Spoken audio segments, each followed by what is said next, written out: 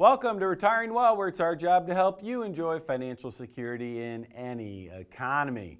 Well, I am really excited about today's show because we're talking about the $1 million retirement plan. This is really cool stuff. I know you're going to enjoy it. And before we jump in, I want to, of course, introduce your retirement planning specialists. Hi, I'm Rob Russell. And I'm Curve Miller. And we're from Russell & Company, Southwest Ohio's total wealth management firm, helping you rescue your retirement from bad advice. Retiring well, providing financial security in any economy. Today is the day you can take control of your financial future and eliminate worry about your money forever. Retiring well, featuring retirement planning specialists Robert Russell and Curve Miller of Russell & Company in Dayton, Ohio.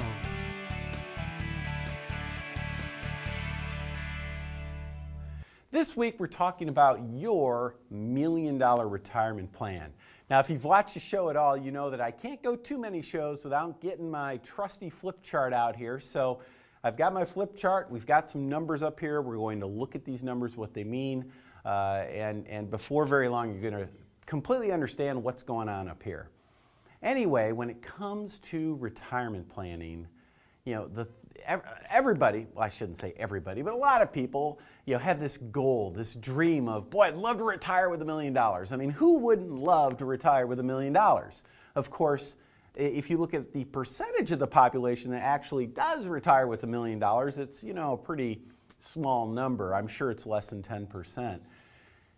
Anyway, what we want to talk about today is how can you retire as though you have $1 million, even if you don't, right? So how can you do that? How can you retire as though you have $1 million in your portfolio, even if you don't? And that's why I have a lot of fun with this one. I like this a lot. So let's pretend that here you are, you've been saving, you're 65 years old, your spouse is 65, and you've actually done it. You have $1 million in your portfolio, and you have it invested in a diversified mix of stocks, bonds, and mutual funds. Well, here's the question. Great, you've got $1 million. What do you want to do? What do you want it to do for you? Well, you probably want it to generate income, right? How much income, though, will it generate?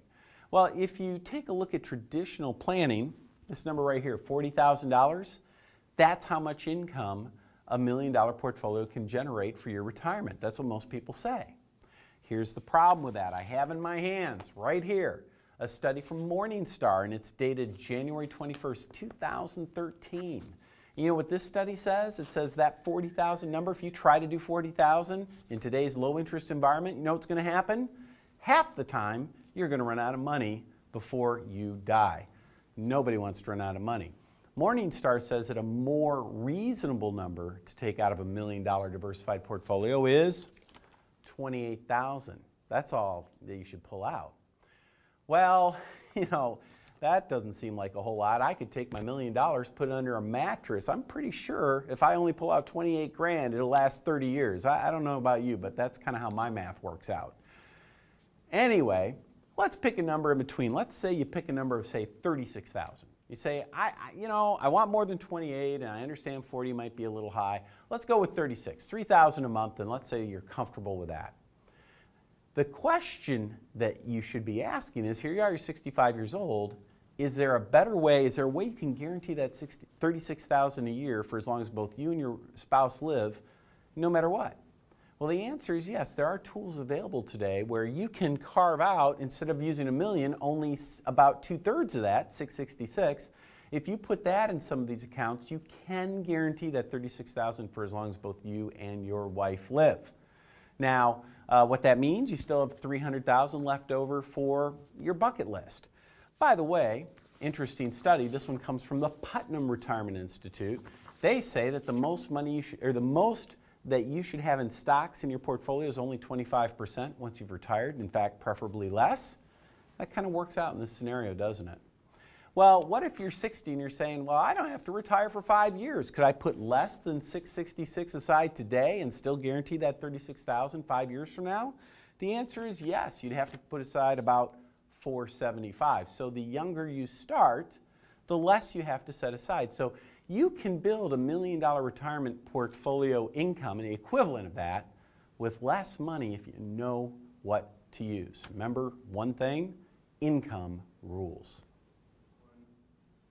Rob, Curve, I know that you guys use these types of income producing tools literally every day in your practice, helping your clients build that rock solid retirement income plan. I'm wondering if you could take a few minutes and share with our viewers what these tools are, how they work, and why they're so beneficial. So another great topic here in Retiring Well is the number one most difficult decision that you'll make when it comes to investing. And it's not which fund to pick or what stock to buy. It's how do you transition from growing money to living off of your money. For decades, you've saved and saved and saved. You know, you worked hard to build your life savings, and now you have to turn the tables on your retirement savings and have them work hard for you and pay you an income stream you can't outlive. Now, when we're talking about rock solid plans, while that might be important, I think what's most important is to have a diversified income plan. A diversified income plan, because there's no way to tell in the future what lies ahead. So you want income from as many sources as possible. Those that are very predictable, very stable, and those that offer you some inflation protection. Curve, why don't you share with our viewers a couple of different ideas when it comes to a diversified income stream and creating kind of your own personal pension? Sure, and I couldn't agree more that income streams need to be diversified. You need to have multiple income streams because guess what? Times change, things change, the country changes. You know, one of the biggest fears that people explain to me when they meet with me and us is their fear of inflation. You know, they're afraid that all of this spending that we've been doing as a country is going to catch up to us at some point. So not only having a rock solid income plan, as Mike talked about, through the use of principal protected or contractual accounts like that, but also having diversified income streams. You know, something as simple as a real asset that's paying you. Something that, you know, you can see, you can touch, it's there, and it's actually paying you a dividend. That's very important too. And the fact that it's backed by a real asset, when inflation goes up, the value of that could go up as well. So switching from more of a growth mode to more of a dividend and interest in the income mode. Absolutely. Where you're getting paid rent, in essence, to hold an investment. It's a different mindset, and again, it's a difficult process, and it's one thing we enjoy doing with our clients is creating your own personal pension plan. Yeah, you know, a lot of people don't understand equities or stocks or things like that. Now, the difference is people can understand things that they can touch and see. And when you have a dividend coming from something like that, it's a little bit more tangible. So you had mentioned rent. Real estate is actually an idea that a lot of people have utilized. They, you know, not that you have to go buy an apartment complex or have all these rentals and stuff like that, but there's ways to own that in a way that could be suitable for you if that's something that you desire. Yeah, so owning some type of commercial portfolio of properties, is that what you're saying? That's one option, of course, and you know, you Okay. got to be careful. Retail, again, is discretionary. If we find ourselves in another 2008, people holding on to their money a little closer, retail could suffer. I don't like the big skyline buildings, but there's certain things that make sense and things that are based upon necessity. It could be something as simple as going to the doctor or something as simple as going grocery shopping. So being the landlord of the grocery store or your doctor, that's kind of what you're saying is what I'm taking from that. Exactly. Yeah, that's pretty cool. That's a great part of the overall income plan is to have those little accounts that you sprinkle through your own personal pension so you get income above and beyond what you'd have from the protected accounts, but also some inflation protection. Listen, maybe you're in that situation. Maybe you need to create your own personal pension. Give the number at the bottom of the screen a call. Thanks, Robin Curve. That was terrific information. And folks, I know what you're thinking right now. You're sitting there and you're wondering, you know, how do plans like this impact you personally? How do they fit in your specific circumstances? Well, guess what? It's easy to find out. It's absolutely free. You just pick up the phone, call the number on the screen, and we will connect you with Robin Curve. You can talk to them, and you can figure out how these types of plans and related can help you build that rock-solid retirement plan that you absolutely deserve. Go ahead and call now.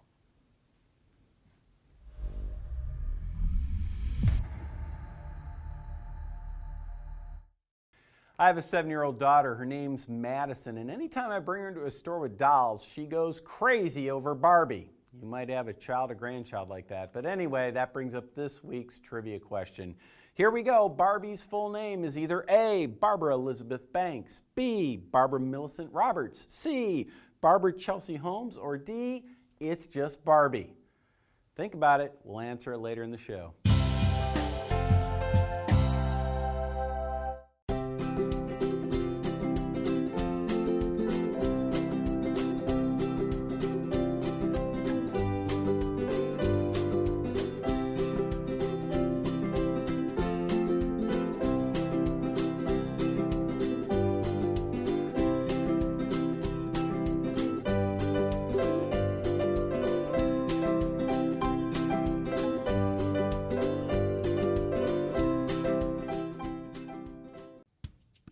Hi, Michael Reese here, and you know what I found is in that critical period, the 5 years before retirement, all the way to the 5 years after retirement, in that 10-year period, I find that over and over again, Americans are making mistakes with their financial planning that, quite frankly, are easily avoided, and it really almost breaks my heart because if you make little mistakes in this period of time, you can have huge consequences.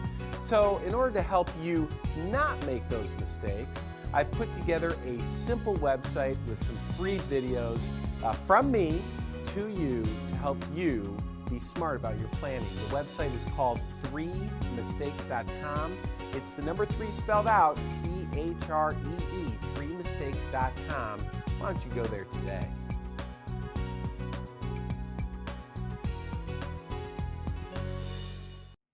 Hi, Michael Reese here, Certified Financial Planner and Retirement Planning Specialist.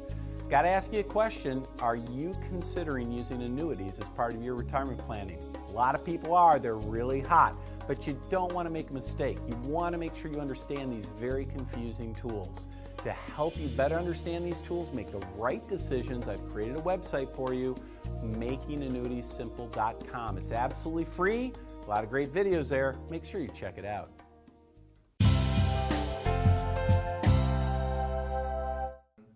Welcome back. It's time for our question of the week.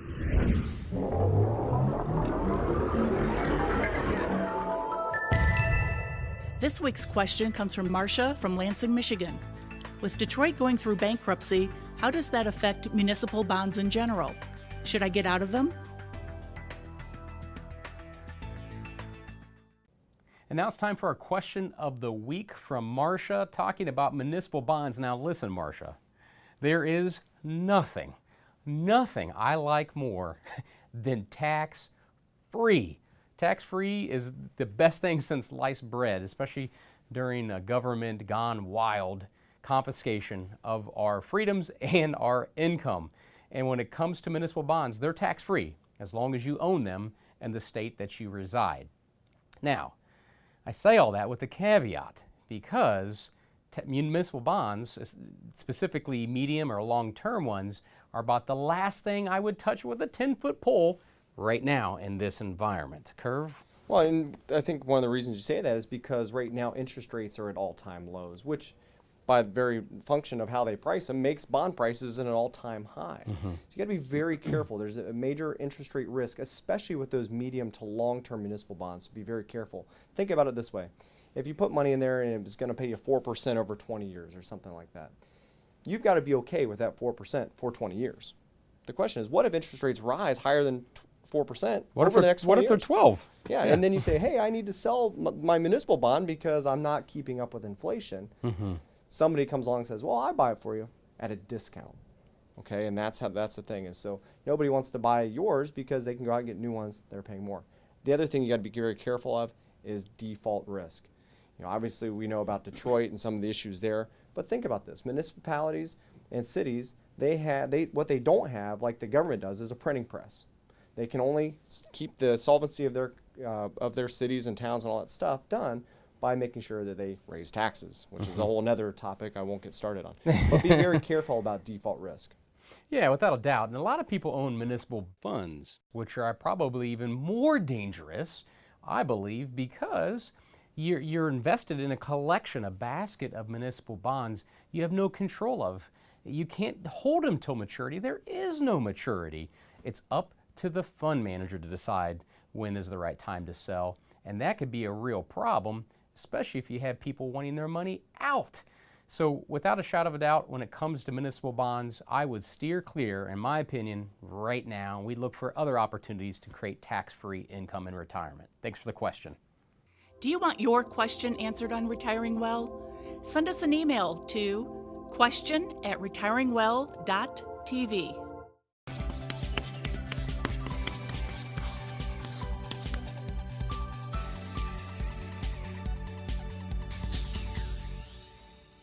All right, this week in Chalk Talk, I want to share with you my very simple system to understand the differences between IRAs and 401ks and 403bs versus Roth IRAs or Roth 401ks and properly designed life insurance contracts. And this has to do with how taxes affect these different accounts and how they affect your retirement planning. So I have here the 401k, the IRA, the 403bs up here, and the bottom I have the Roth and the life insurance. And then MGT. Here's what MGT stands for. This is when you make the money, grow the money, take the money out. So again, what did I just say? Make the money, grow the money, take the money out. Easy, right? So now let's take a look at how taxes affect you when you make the money, when you grow the money, and when you take the money out. So when you are in a 401k or an IRA or a 403b, for the most part, there may be some exceptions to this, but for the most part, when you deposit money into your retirement plan, you receive a tax deduction, a tax benefit of some type, right then and there. So you get a tax break today. Now, in contrast, when you put money in a Roth IRA or a Roth 401k, or into life insurance, properly designed life insurance, there is no tax break today. It's after-tax money. So right from the beginning, there's a benefit up here, but there's not one below. Well, what about when you're growing the money? So that was make the money. Now let's grow the money. So as the money's growing over time, hopefully, in both cases, both up here in the 401, 403bs and IRAs, and in Roths and life insurance, both situations are either tax deferred, tax free. There are tax benefits in both areas, so we could do a little check for both of those.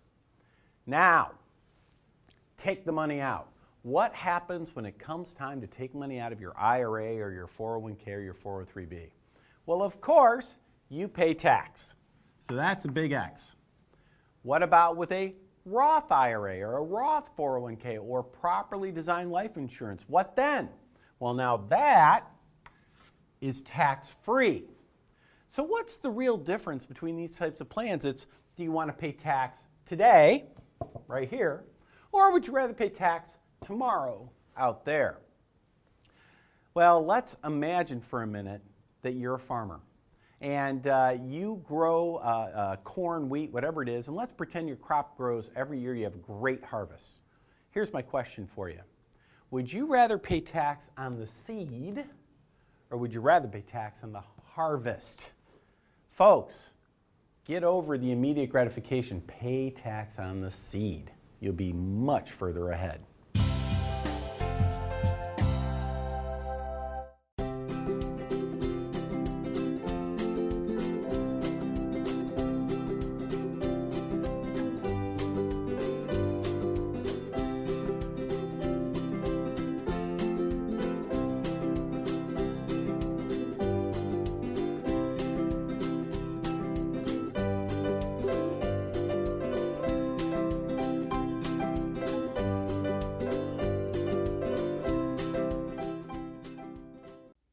Hi, my name's Michael Reese. I'm a certified financial planner who specializes in retirement planning. And for the last 18 years, I've been helping my clients enjoy financial security during their retirement years.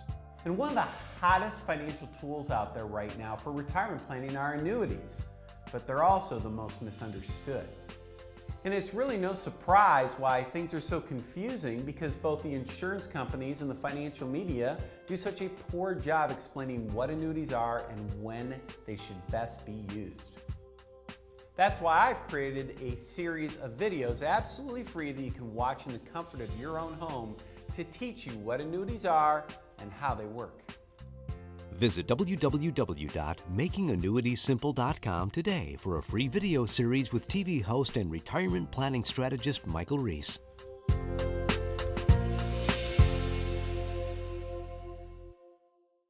You're on the back nine heading for the clubhouse. Your dreams of spending time with family and enjoying retirement are just within reach. What happens if you end up in the rough? In these uncertain times, it's crucial to be prepared with sound advice.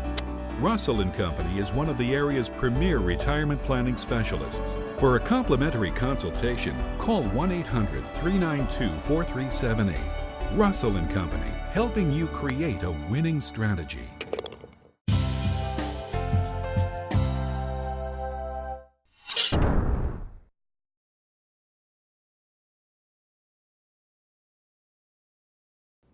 And now it's time for our story of the week, where we give you a sneak peek behind the scenes here at Russell & Company and some of the stories that we hear from clients and new prospective clients.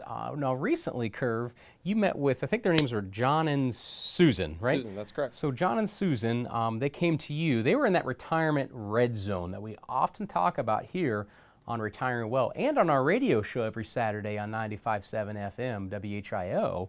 That retirement red zone is at 5 years before retirement. So 5 years before retirement. Anytime during that you're in that red zone, man, decisions and mistakes can be critical to your long-term success or failure in retirement. And John and Susan came to you in that retirement red zone, Right. and they had money in their 401ks, right? That's so take the story from there for our viewers. Sure. John was 60 years old, and he had about $1 million in his employer plan, or his 401k.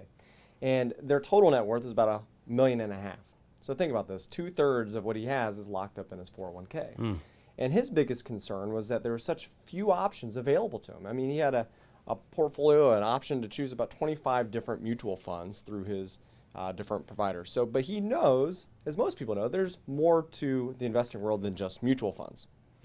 So his biggest concern was that now that he's so close to retirement, he doesn't want the whims of the stock market to potentially undo what took him an entire career to do, which is save in that account. So one of the things I recommended that he does is contact his HR department or contact the custodian of the 401k, whatever's easiest for you. But you want to get your hands on something very important. It's called a summary plan description, and SPD for short. I like acronyms.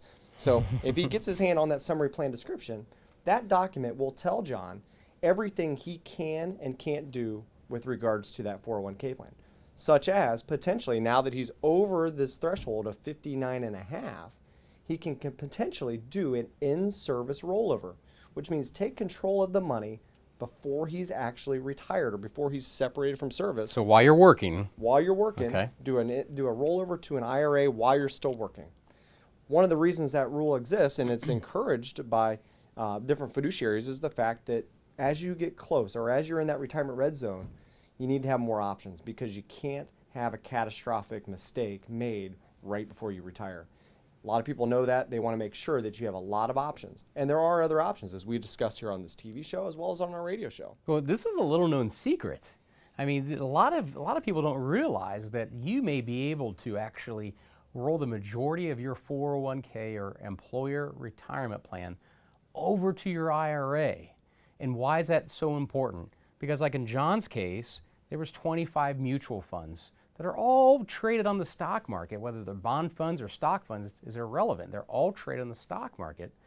And it gives him the option to secure some of that money as he's in that retirement red zone, so close to retirement. Right. So what you need to do, what Curve has said, is get a hold of your summary plan description and look for language like in-service rollover. Are there other terms that goes by in the document? There's lots of different things. In-service rollover is the biggest thing, but Okay. it's making sure you can do a rollover while you're still working. Right. Hardship withdrawals, things like that. You know, don't get it, but the key is in-service rollover. In-service rollover. Once you're 59.5. Yeah, and so you'd roll it to an IRA. You can still contribute to your plan. There's no penalties. There aren't any taxes even when you roll it to your IRA. But the plan has to allow. That's the key. That is key. So if you're not sure, come on in, call the number at the bottom of the screen. We'd be happy to review with you. Thank you.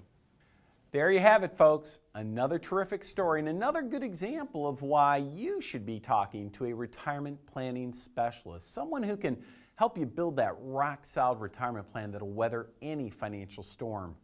Why not call the number on the screen? Just pick up the phone, call the number. We can help make the connection. I believe you deserve to have that opportunity. Okay, time to turn the page a little bit. It's time for an IRA blow-up. This week's IRA blow-up comes to us. It's an old story, not terribly old, but a little bit dated now. We've talked about it in the past, but I want to talk about it again because it's so important. It's Cajun versus Kidder. And here's the story. We've got this guy who has 3 children, and he has a 401k. He's with Cajun Industries. And what happened was he named his 3 children as beneficiaries of his 401k. So remember, we talk about this all the time. You know, in this case, he was divorced, so he did the right thing. He got his ex-wife off of that 401k. He put his 3 children on the 401k. He did exactly the right thing. And then what happened? Well, then he got married again. And of course, within 6 weeks of this new marriage, what happened? He dies. Well, you would imagine that the 401k, you know, his asset, and we're talking like $300,000-$400,000 here, this should go to his 3 children equally because that's what it says in the beneficiary forms. That's what we tell you all the time. Problem. It's a 401k, which is what's considered an ERISA plan. That's E-R-I-S-A. And ERISA plans, those are set up by the Department of Labor. They have some special rules. And one of those special rules are, if you're married, the spouse must be the primary beneficiary unless that spouse signs off. Well, here we have a spouse of 6 whole weeks, and she never signed off that it wasn't for her. By the way, it was in the prenup, but you know, it wasn't on the, she didn't sign the form. So basically what happened, when he died, the 401k, Cajun Industries, paid off the new wife of 6 weeks, thus disinheriting the 3 children.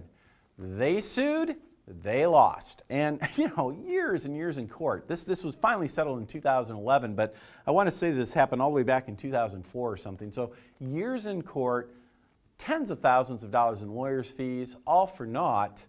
So what's the moral of the story? You got to be really, really careful with your beneficiary planning. Do not leave it to chance. Make sure you're talking to a retirement planning specialist. It seems pretty easy, but guess what? It's also really easy to mess up. And folks, that's our IRA blow-up of the week. And now, time to answer our trivia question. Now, as we said, I've got that 7-year-old daughter. She loves Barbie. I can't bring her in the store without her walking away with another one, it seems like. And again, I'm sure you have children or grandchildren that are the same. The question is, what is Barbie's full name? Is it Barbara Elizabeth Banks, B, Barbara Millicent Roberts, C, Barbara Chelsea Holmes, or D, it's just Barbie? Guess what? It's B, Barbara Millicent Roberts. I know, crazy, huh? There you go. Hope you enjoyed it. That's our show for the week. Have a great weekend.